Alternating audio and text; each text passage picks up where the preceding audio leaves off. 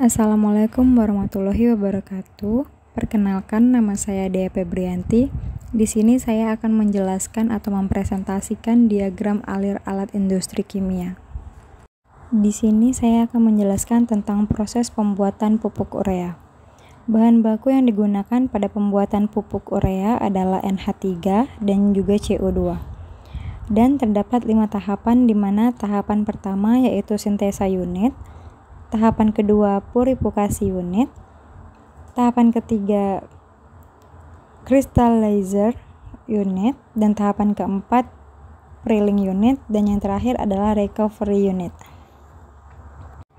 Pertama-tama, NH3 dialirkan ke preheater untuk dipanaskan dan dinaikkan temperaturnya menggunakan steam sebagai media pemanas sehingga temperatur dari NH3 sesuai dengan parameter reaktor.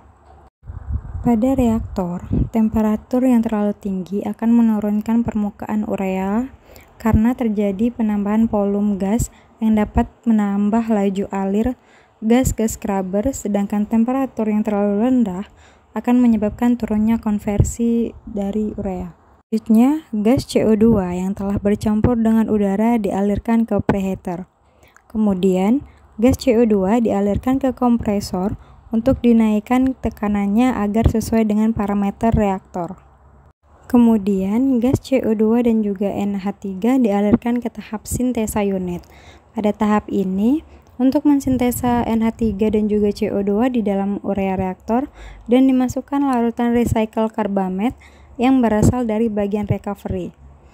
Selanjutnya, di dalam reaktor terjadi pembentukan amonium karbamate, lalu terjadi dehidrasi amonium karbamate menjadi urea.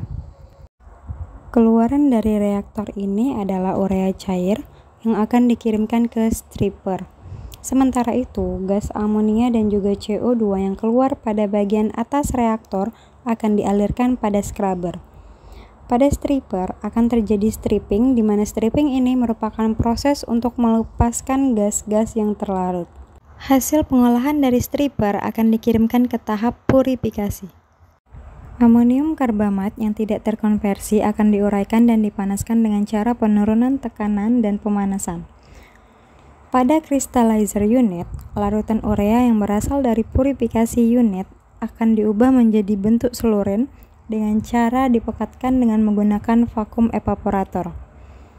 Vakum evaporator ini digunakan dengan dua, yaitu pada evaporator 1 untuk memekatkan larutan urea yang berasal dari urea solution tank. Yang kedua yaitu untuk memekatkan lebih lanjut larutan urea yang sudah dipekatkan sebelumnya pada evaporator 1.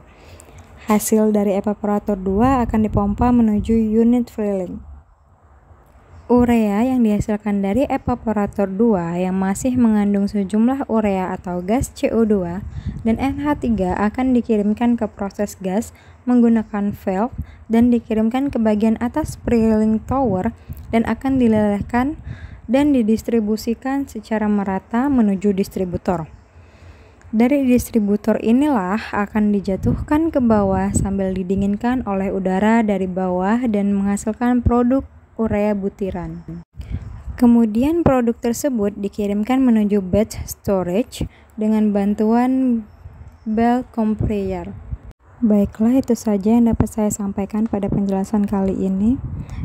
Terima kasih. Assalamualaikum warahmatullahi wabarakatuh.